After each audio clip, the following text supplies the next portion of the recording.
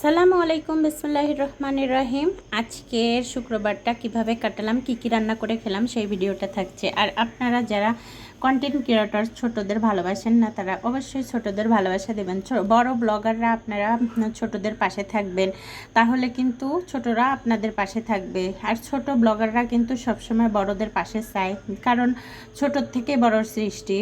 ক্ষুদ্র ক্ষুদ্র বালিকণা নিয়ে যেরকম বিন্দু বিন্দু জলের আকার ধারণ করে, সেরকমই আমাদের ছোট ব্লগাররা বড় ব্লগারদের পাশে থাকে। আর এই যে এই মাছটা আমি এই সিঙ্কে বটি সেট করে কাটবো, তো বটিটা দেখালাম না।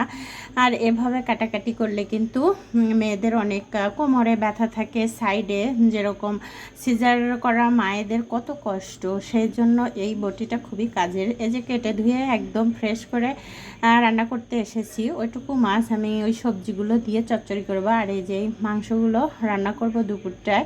আর এটা দিয়েই হয়ে যাবে আমাদের দুপুরের রান্না বান্না। আর রান্না করে এগুলো খেলে খুবই ভালো লাগে, শান্তি লাগে। বাচ্চা কাচ্চার যেহেতু পূজার স্কুল ছুটি, আর আজকে এমনিতেও শুক্রবার, এই জন্য বেশি সুন্দর একটা দিন পেয়েছি, সেই কারণেই আজকে এভাবে রান্না করতেছি।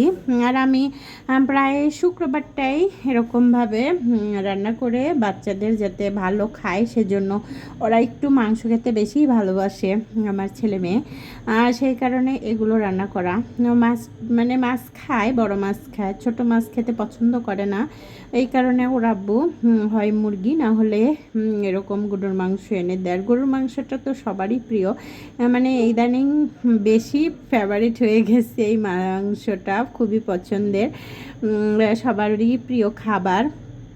গরুর মাংস খাওয়া এতটাও ঠিক না, কিন্তু তারপরেও সপ্তাহে একদিন কিংবা 15 দিন অন্তর একদিন খেলে ওর ক্ষতি কি, খাইতে কিন্তু অনেক মজার হয়। আর গরুর মাংস এরকম আস্ত আলু দিলে তো তার কথাই নেই, অনেক সুন্দর লাগে খেতে। আস্ত মানে রসুনটা দিলে অনেক মজা লাগে, সেজন্য আমি রসুনটা দেই।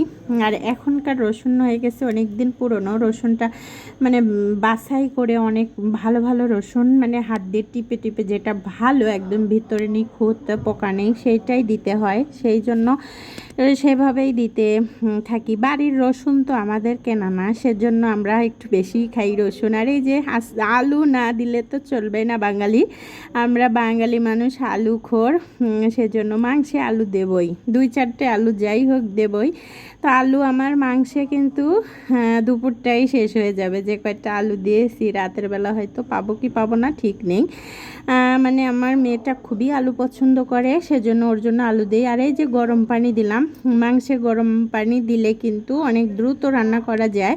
যেহেতু বর বলে গেছে আজকে মানে নামাজ পড়ে এসেই খাবে, সেজন্য একটু তাড়াতাড়ি রান্না করতেছি, যাতে রান্না তাড়াতাড়ি হয়ে যায়। আর এদিকে যে তেল দিয়ে দিয়েছি, মানে তেলের সাথে যে মাটিটা থাকে, আমরা কলিজা কই মাটি কই, সেটা যে কেমন যেন হয়ে উঠছে, তো ঢেকে দিলাম। আর মাছ চচ্চড়িটা মাশাআল্লাহ অনেক মজারই হয়েছিল, খেয়ে মানে বর প্রশংসায় পঞ্চমুখ।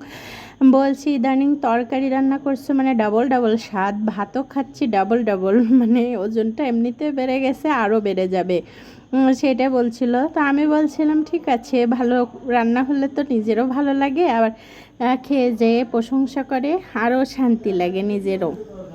তো দেখেন কি সুন্দর তরকারিটা হয়ে গেছে মাশাআল্লাহ। লাস্ট পর্যায়ে জিরা গুঁড়া মশলা গুঁড়া দিয়ে দিলাম, মানে অন্যরকম স্বাদের টেস্টি খাবার হয়েছে। আর দেখেন আবারও জিরা মশলার গুঁড়া দিলাম, অনেক টেস্টি।